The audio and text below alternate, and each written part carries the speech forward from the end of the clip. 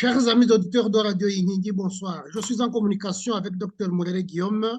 Dr Mourere Guillaume est au Canada. Il est docteur en génie électrique et a un ingénierat. Il est ingénieur électromécanicien. Bonsoir, Bien. Dr Mourere. Oui, bonsoir. Oui, c'est vrai, je suis détenteur d'un doctorat en génie électrique, option transport, production, transport et distribution de puissance.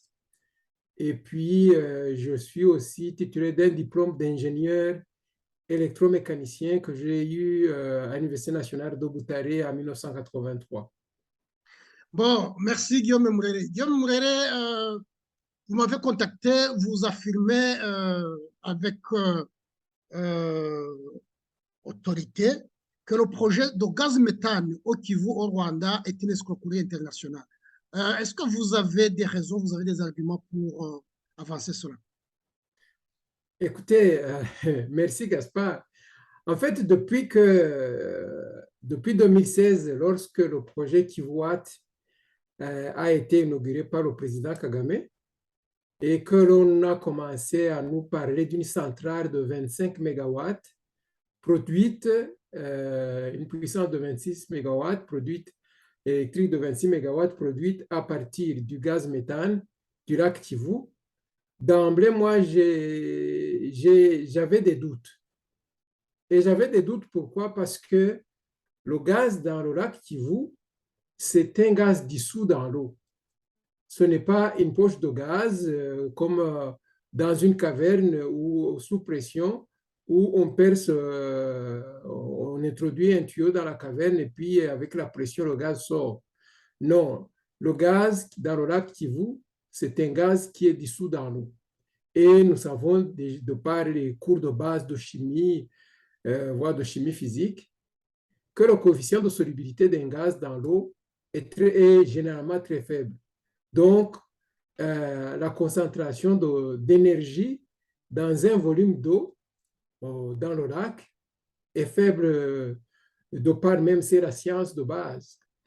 Alors, ça veut dire que le gaz méthane dans le lac Kivu fait partie de ce qu'on appelle les énergies distribuées, c'est-à-dire où la densité d'énergie par unité de volume ou de surface, selon le cas, est faible. Et dès que l'on parle c'est un peu comme le soleil. Dans le soleil, il y a énormément d'énergie. Le rayon soleil, il y a énormément d'énergie. Mais si on prend une unité de surface de la Terre, la surface, l'énergie qui est reçue par unité de surface est très faible. C'est la même chose avec l'énergie éolienne produite à partir du vent. Dans un volume de vent autour de la planète, il y a beaucoup d'énergie dans le vent. Mais si on prend une unité de volume du vent, de l'air, la quantité d'énergie est faible.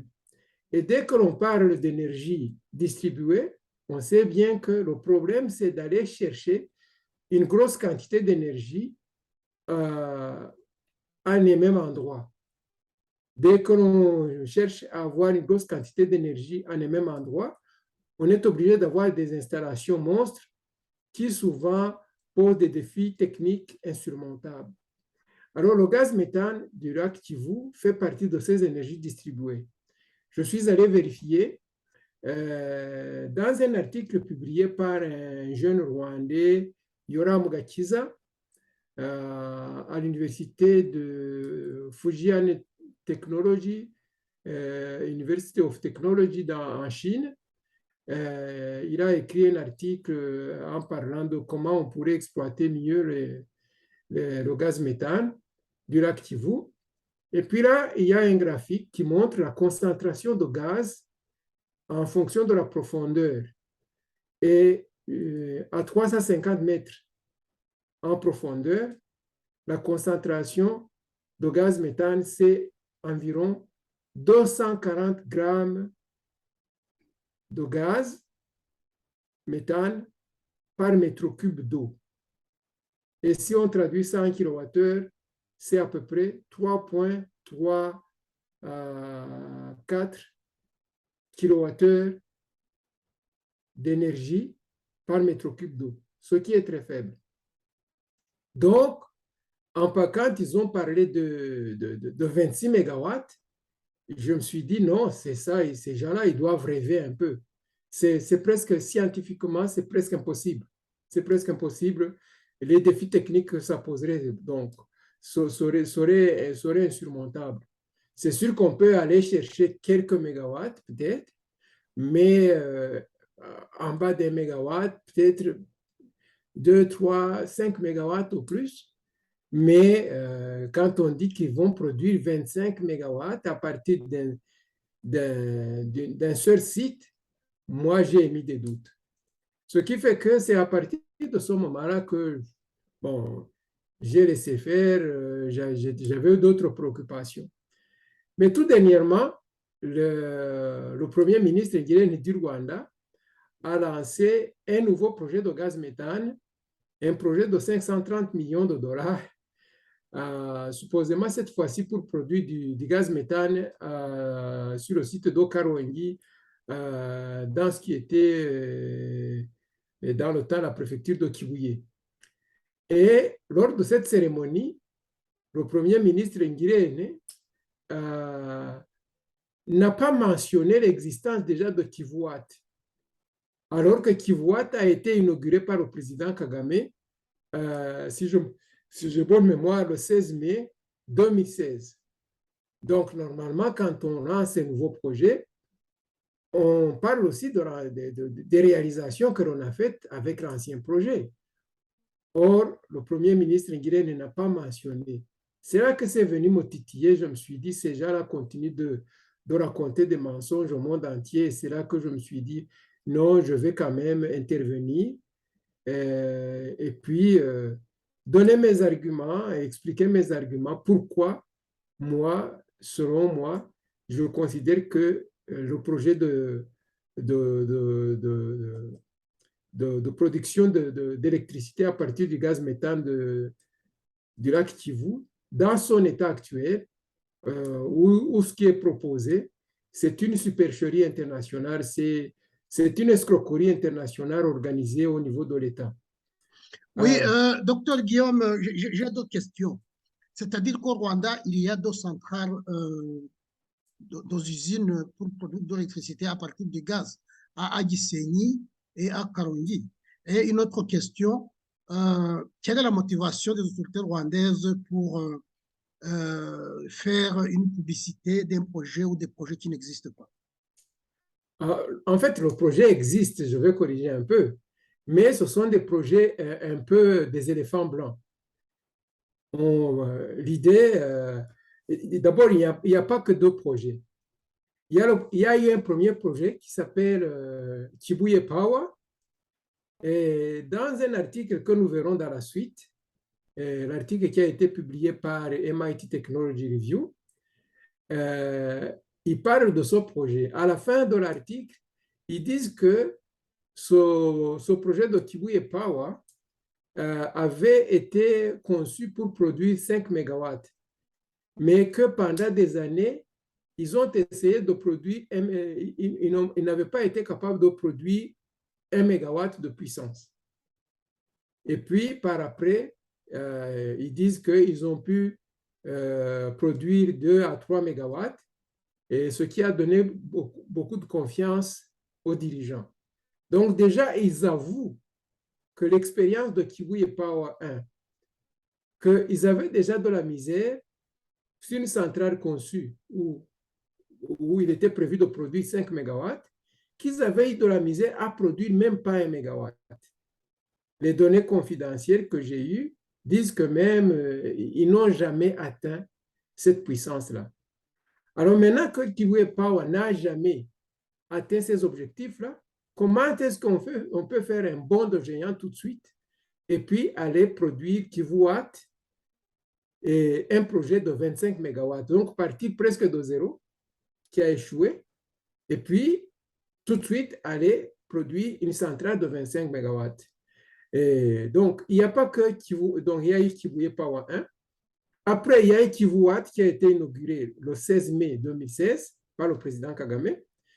Maintenant, il y a un autre projet à Rubavu qui est en cours, qui est supposé produire 15 mégawatts, à Gisenyi, à Ruavu. Et maintenant, il y a le projet qu'on vient de lancer avec la compagnie Gazmet. C'est le projet qu'a lancé le Premier ministre Ngirente. Donc, il y a beaucoup de projets. Mais l'autre question que vous posez, c'est combien, pourquoi, c'est quoi la motivation du gouvernement? Ouais. C'est parce qu'il y a énormément d'argent là-dedans. Le projet qui est annoncé avec Gazmet, c'est 530 millions de dollars, un demi-milliard. Donc, c'est énormément d'argent. Donc, s'ils construisent un projet bidon qui engloutit sur les 530 millions, que l'on engloutit là-dedans un 100 millions en dépenses diverses, et qu'on construit une usine bidon, ça veut dire que les promoteurs et les autorités rwandaises encaissent à peu près 400 millions. C'est énormément d'argent. C'est ça la seule motivation.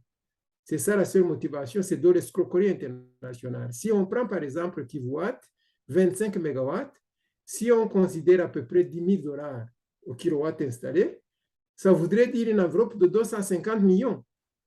Et 250 millions, si jamais ils ont dépensé peut-être 50 millions en dépenses diverses, ça veut dire que dans cette escroquerie, les autorités rwandaises, à commencer par le président Kagame lui-même, et ses partenaires internationaux ont englouti 200 millions, et ça sur le dos des Rwandais, parce que la plupart de ces fonds, ce sont des emprunts que le gouvernement rwandais a fait auprès des banques, notamment de la Banque mondiale, FMI, BAD, tout consort là, auprès des financiers. Mais c'est de l'argent que les générations futures de Rwandais devront payer, alors que les autorités actuelles se seront remplies les poches. Et c'est peut-être là qu'on pourrait revenir, dès que sur le projet lui-même, le projet de Kivuat, comme j'ai dit, le projet de Kivuat, le gaz méthane dans le lac Kivu, la concentration d'énergie, la densité d'énergie par unité de volume est faible. Ce qui fait que lorsqu'on fait les calculs, du moins les calculs préliminaires, je me rends compte que pour produire 1 kilowatt d'électricité nette, il faudrait à peu près 2,5, donc 1 mégawatt d'électricité nette, il faudrait à peu près 2,5 mégawatts d'énergie mécanique de pompage. 2,5 mégawatts d'énergie de pompage, c'est quand même beaucoup de puissance. Alors, imaginez-vous si on doit produire maintenant 25 mégawatts, ça voudrait dire qu'il nous faudrait une station de pompage de 60 mégawatts. 60 mégawatts, c'est énorme. Bon, donc, déjà, dès le départ, on se rend compte qu'il y a quelque chose qui cloche au niveau des calculs. Mais on n'a pas besoin d'aller vraiment dans des considérations techniques, puisque le bon sens, des arguments de bon sens, démontrent bien que c'est une supercherie internationale et c'est ce que je vais vous montrer.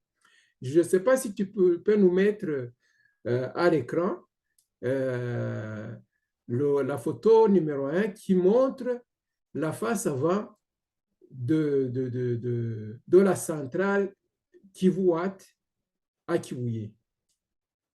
Donc, sur cette photo montre le bâtiment qui est supposé abriter les machines, les génératrices qui produisent l'électricité à partir du gaz méthane du lac Kivu. On voit que l'entrée principale de ce bâtiment, il est à peu près au milieu du bâtiment ici, avec un bonhomme. C'est ici, oui. Et avec un bonhomme en jaune, plus ou moins orange, là, juste à côté de la porte. Oui, je vois. Donc, si on donne une hauteur si la personne a une hauteur d'environ 1,75 m, on voit bien que la hauteur de la porte est d'à peu près, non, retourne en arrière. Ouais. Oui, voilà.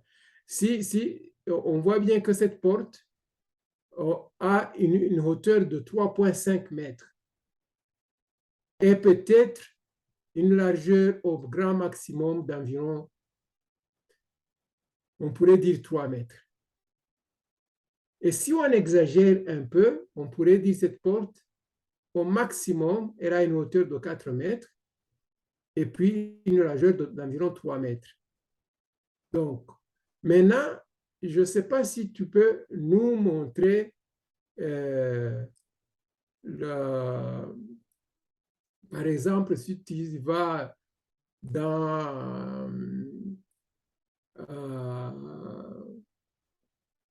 si tu montres la photo de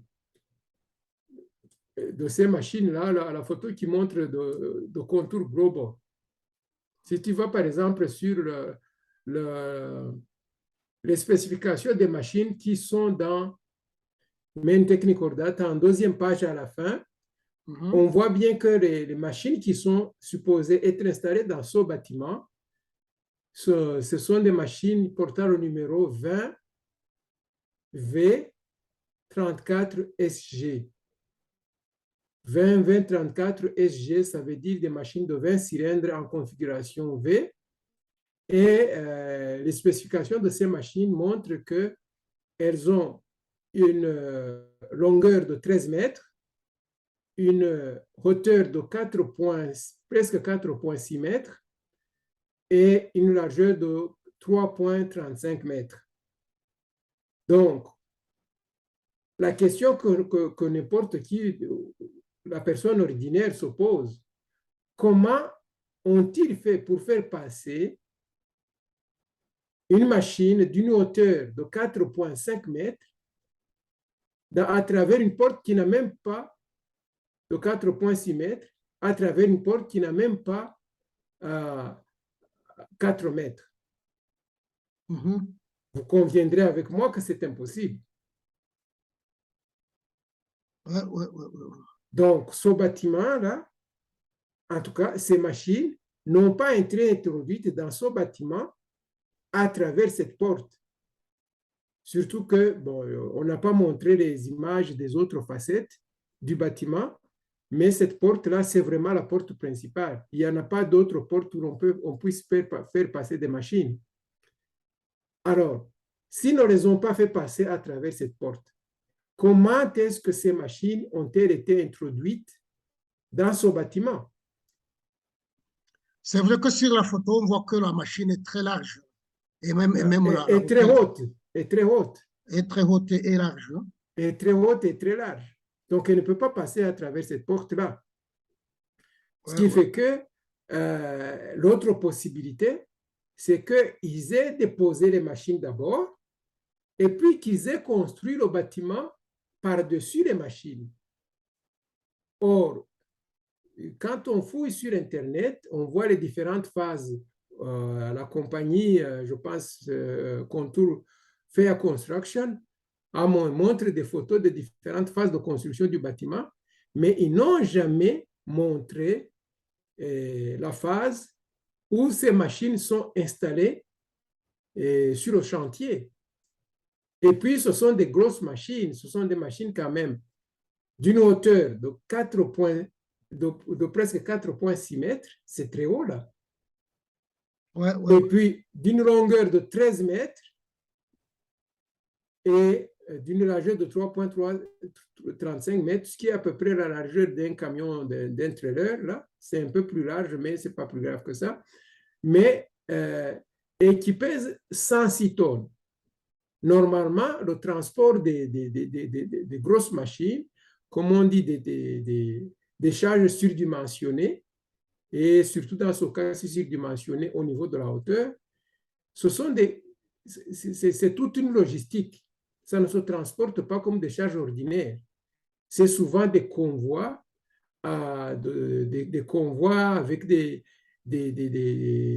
agents de sécurité en avant, des agents de sécurité en arrière, et sur des tracés bien étudiés, parce qu'il faut surveiller les ponts, il faut surveiller comment dire, les branches au niveau des arbres, il faut surveiller les tournants. Vous savez, dans Kibouye, là, tout comme chez nous, dans notre ancienne préfecture de Ruhengeri, c'est dans les montagnes, donc il y a des tournants, des épingles de cheveux là. Donc, il n'y a pas moyen qu'un convoi qui transporte une si grosse machine passe inaperçu. Or, on ne verra jamais, jamais, on n'a jamais montré une seule photo de ces machines, soit dans l'usine, dans ce bâtiment-là. On montre souvent des soi-disant techniciens, des comédiens en fait, dans des genres de salles de contrôle, mais on ne montre jamais la salle des machines qui est le cœur de la centrale. Et non plus, on n'a jamais vu une photo durant le transport, on n'a jamais vu une seule photo de ces machines au Rwanda. Il n'y a personne qui les a vues. Même Kagame, quand il est allé inaugurer, quand il a inauguré la centrale, toutes les cérémonies se sont passées dans une tente en avant du bâtiment. Normalement, quand on inaugure une centrale ou une usine, il y a une partie de la cérémonie qui consiste à montrer l'usine aux personnes, aux dignitaires qui sont venus inaugurer qui sont venus inaugurer la centrale. Et il coupe le ruban. En principe, dans de telles cérémonies, on invite à couper le ruban. On invite à couper le ruban et puis on va faire le tour de l'usine, du propriétaire. On lui montre, écoutez, si ces machines-là avaient été installées au Rwanda, ça aurait été une première, en tout cas rwandaise, une première, je dirais même, produire un niveau de puissance de 25 MW à ce niveau-là, à partir du lac Mézane, du lac Kivu, ça aurait été une réalisation à la fois technique et scientifique extraordinaire. Et on sait bien combien les autorités rwandaises aiment toujours se montrer, se pavaner, ils aiment, comment dire, aller chanter leur haut fait là et sur la table d'honneur qu'ils ont de grandes réalisations, qu'ils ont fait des choses extraordinaires. Donc, la moindre des choses aurait été qu'ils montrent le président lui-même, les autorités, à partir du président lui-même, se serait fait prendre en photo à côté de ces machines. Et on n'a jamais vu une seule autorité rwandaise à côté de ces machines. On ne voit même pas de travailleurs rwandais à côté de ces machines. Ces machines n'ont jamais été montrées. Donc, j'en conclus que ces machines ne sont pas installées dans ce bâtiment. Ce bâtiment, c'est une coquille vide. Il n'y a pas de machine là-dedans. Deux, ces machines, en fait, n'ont jamais été livrées au Rwanda. Parce que sur le site de Wartsila, qui fabrique ces machines, ils disent bien qu'ils ont vendu ces machines. Wartsila, c'est une société plusieurs fois centenaire.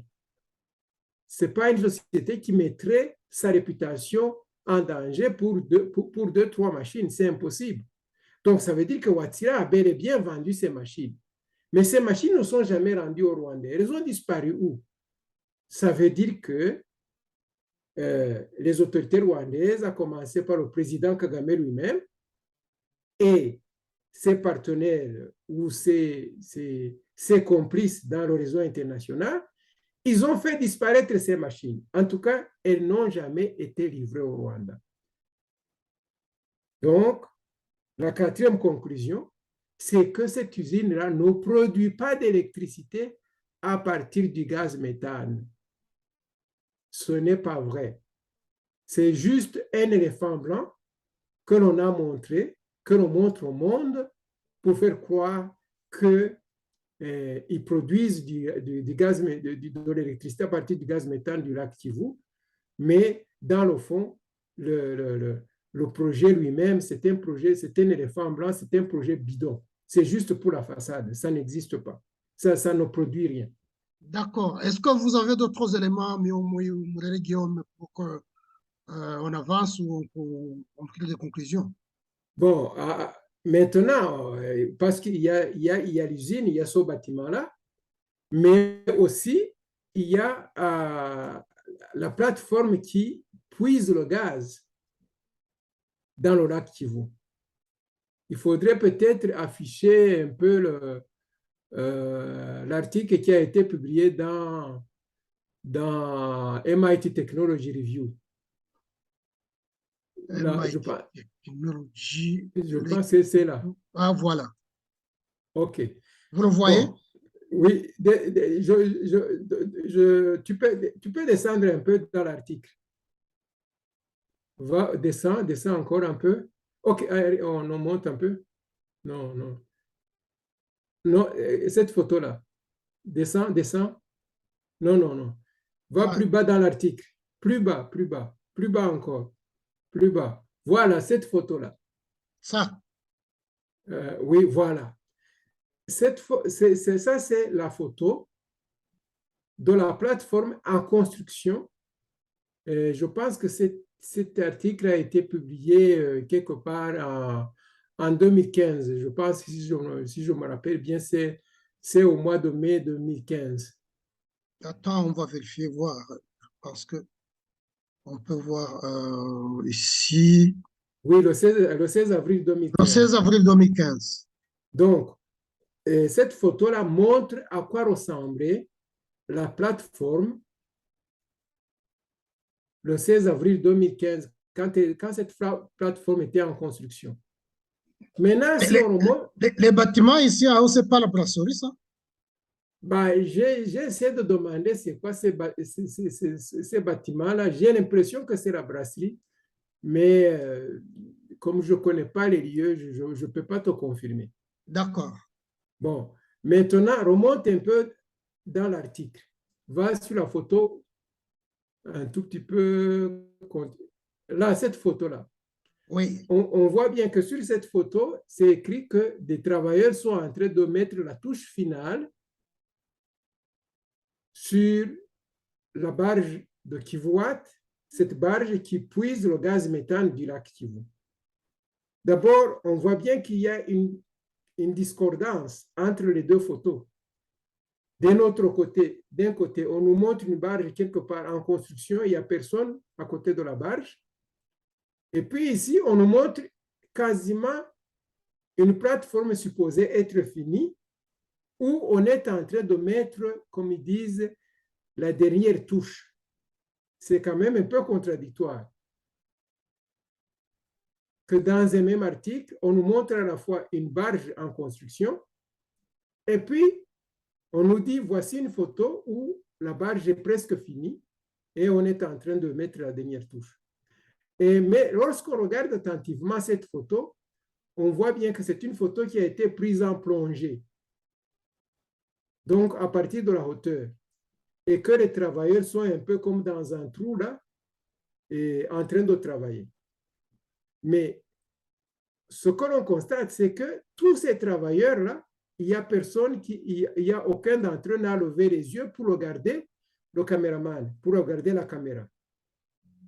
Et lorsqu'on voit, par exemple, la personne, ou l'ouvrier, juste en bas de la photo, on voit bien qu'il y a un casque qui tombe sur son visage. Oui, celui-là. Mais on voit que derrière, c'est comme une sorte de tissu. Oui. Qui est noué. Tout à fait. C'est une sorte de tissu.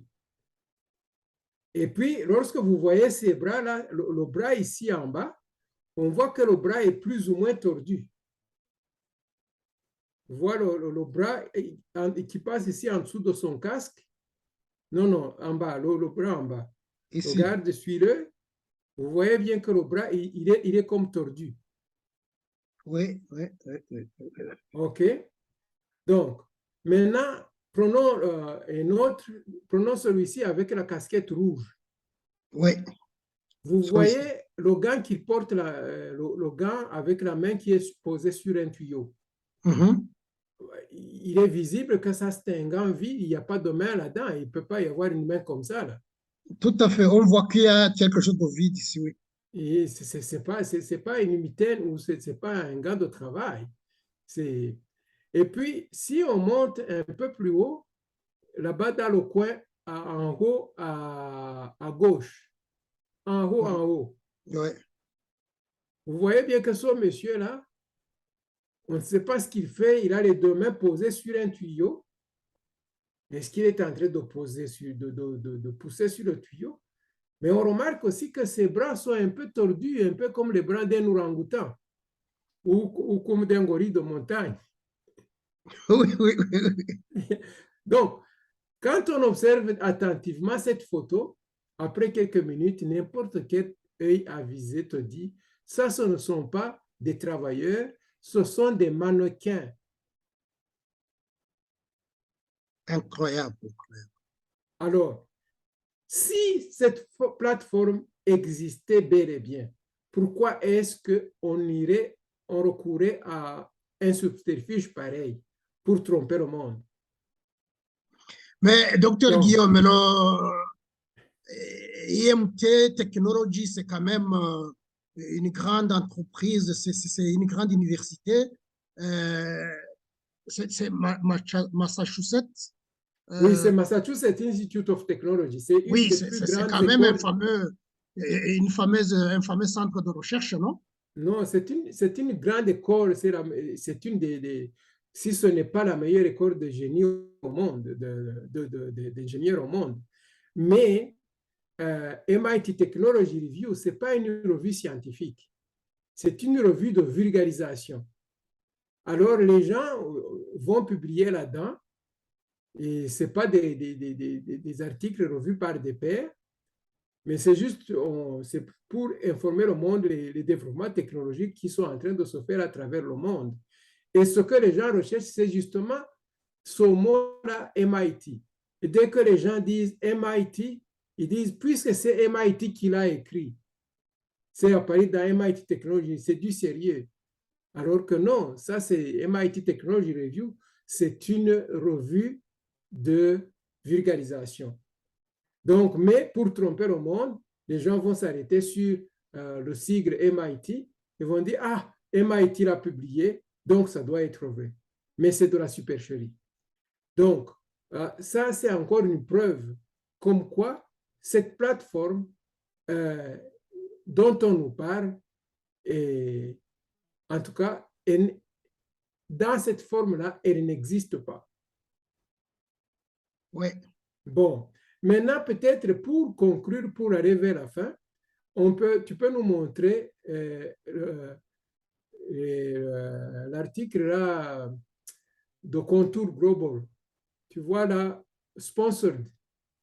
Va vers, oui, là. Oui. OK, maintenant, descends. C'est un article de New Times, c'est une revue rwandaise, ça. Oui, ça, c'est une revue rwandaise. Maintenant, descends un tout petit peu. À la fin de l'article, au bas de l'article, complètement, complètement. Bon, d'abord, on voit quelque part.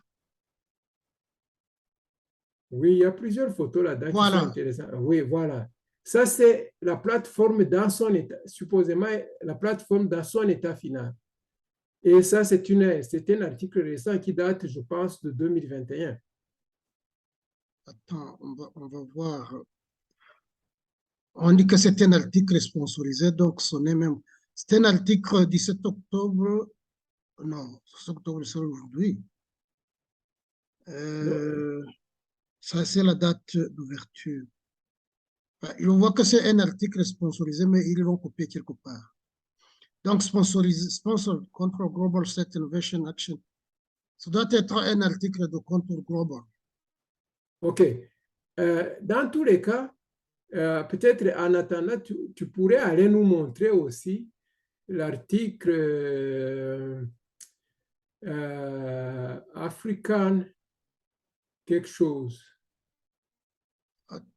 Ceci, c'est un article qui date de juin 2016. Oui, le Donc, 8 juin 2016. 2 mois après l'inauguration de la centrale. Et voyez la photo qu'il nous montre de la plateforme. Ouais. On voit bien que cette photo, c'est plutôt un bateau Oui, ça a l'air d'un bateau, oui. Et vous voyez que ça a l'air d'un bateau. En tout cas, lorsqu'on regarde les autres photos que l'on nous montre aujourd'hui, elles sont totalement différentes de, de ce qui est montré ici dans cet article-là. Oui, cette photo est différente de celle que nous avons vue attachée, euh, Oui, tout à fait. dans la Tout à fait. plateforme attachée. Et donc, si on retourne maintenant à là-bas, sponsor de là-bas avec un petit de Oui, l'Afrique tout là. à fait. Donc, ça, Bon, et la plateforme est attachée, mais voilà.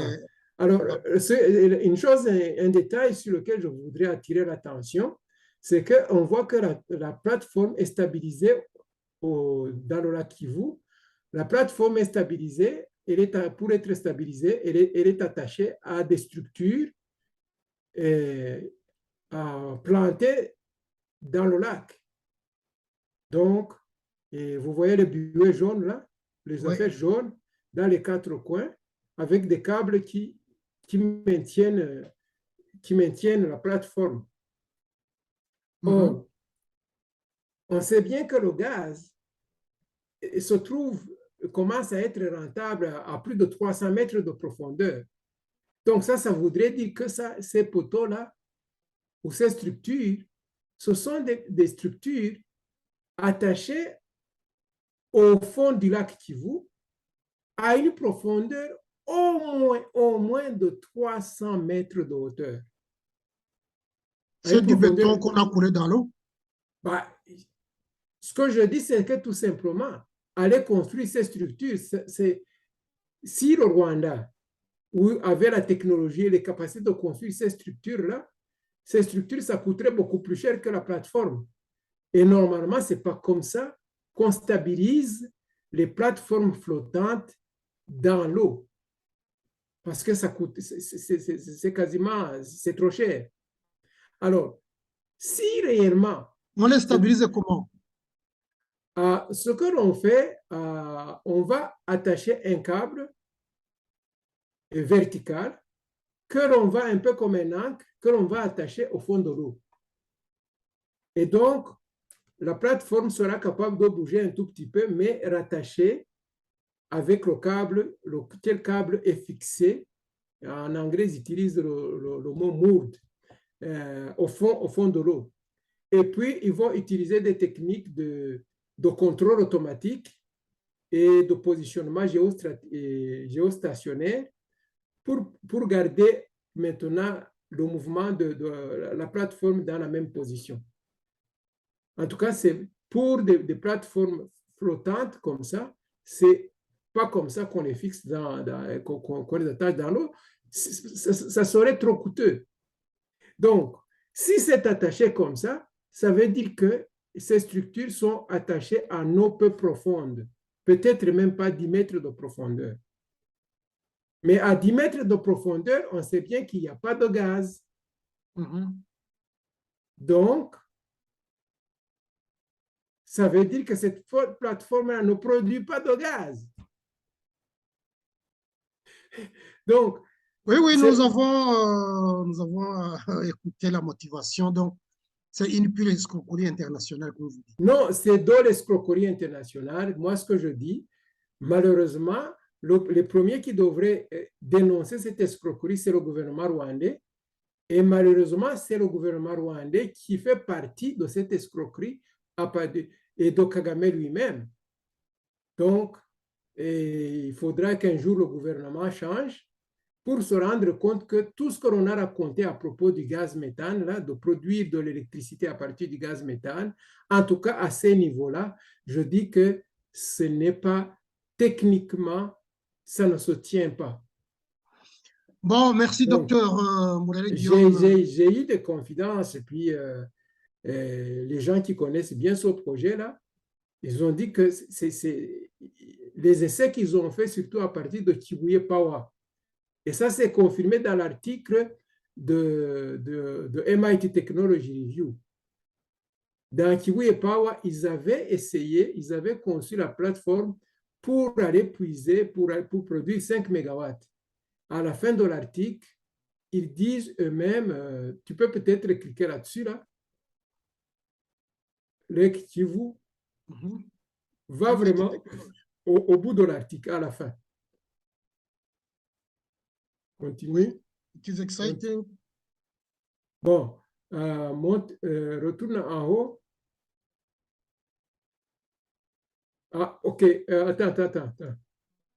Ils disent, dans ce paragraphe-là, ils disent, avec beaucoup de questions qui restent sans réponse, il est aisé d'oublier le projet KP1 qui vaut un pilot facility, qui est maintenant dans sa 8e année d'opération. Bien que le projet, originellement conçu pour produire 5 MW, ils ont eu beaucoup de difficultés à produire plus qu'un mégawatt pendant des années. Mais aujourd'hui, ils génèrent à peu près 2 à 3 mégawatts. Donc, ils reconnaissent que Kivu Power 1 n'a pas réussi eux-mêmes. Donc, que les défis techniques étaient quasiment insurmontables. Donc, l'idée maintenant de partir d'un projet qui a échoué et puis tout de suite aller, quand on réussit un petit projet, c'est là qu'on se dit maintenant on va faire un plus gros projet. Or, cette fois-ci, ils admettent eux-mêmes que le projet pilote de Kivu Power n'a pas réussi. Alors, ça serait illogique de tout de suite aller essayer de faire 25 mégawatts. Donc, en un mot, c'est une supercherie internationale. Ce que je dis au monde entier, c'est de la frime quand ils disent qu'ils produisent de l'électricité à partir du gaz méthane du lac Kivu. Oui, on peut aller chercher quelques kilowatts, peut-être quelques mégawatts, mais pas de niveau de puissance de 25 mégawatts. C'est techniquement presque insurmontable.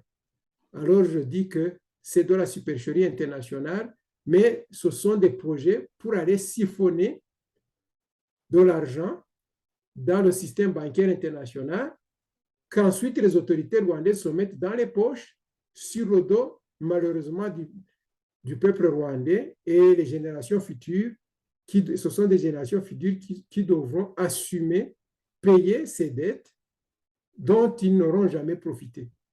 Merci beaucoup, c'est ça. Bon, Donc, merci, ce que docteur disent, pour terminer, quand Kigali maintenant, c'est un exemple de ces projets bidons où Kigali va toujours crier haut et fort. Aujourd'hui, pour parler des projets de tourbe, et ils disent qu'ils vont produire à Gisagara, ils sont en train de construire une centrale de 80 mégawatts à partir de la tourbe. Mais on sait bien que la tourbe du Rwanda a 2 problèmes principaux. Le premier, c'est qu'il y a trop de cendres, au-delà de plus que 20%, et le taux d'humidité de la tourbe, c'est connu de par le monde. C'est une fois asséché presque au soleil, c'est à peu près plus que 50%. Donc, le pouvoir calorifique de la tourbe est faible, à moins d'avoir des techniques spéciales de séchage et de combustion. Or, les gens qui sont en train de construire cette centrale, je veux dire les Turcs, la compagnie turque, la Turquie n'est pas connue pour être spécialiste dans ce genre de centrale pour la tourbe. On connaît des pays qui sont très forts, l'Irlande, dans l'utilisation de la tourbe, l'Irlande, la Finlande, la Russie, le Canada, mais en tout cas pas la Turquie. Alors, comment est-ce qu'ils n'ont même pas réussi à faire un 10 mégawatts, même pas un 5 mégawatts, et puis tout d'un coup, ils sont en train de faire un projet de 80 mégawatts. Pour vous donner une ordre de comparaison, toute la puissance installée au Rwanda, c'est à peu près 200 mégawatts. Ça voudrait dire qu'avec cette centrale de Gisagara, la puissance installée au Rwanda serait presque doublée. Oui, je crois qu'on prendra un autre temps pour parler de la tourbe, docteur Mourele. Je vous remercie beaucoup pour cette intervention. À la prochaine fois. En tout cas, moi, j'ai voulu éclairer le public On a parlé en Kinyarwanda dans une première émission, on a informé le public rwandais, maintenant le public rwandais est informé. On vient d'informer aussi le public francophone, beaucoup plus large.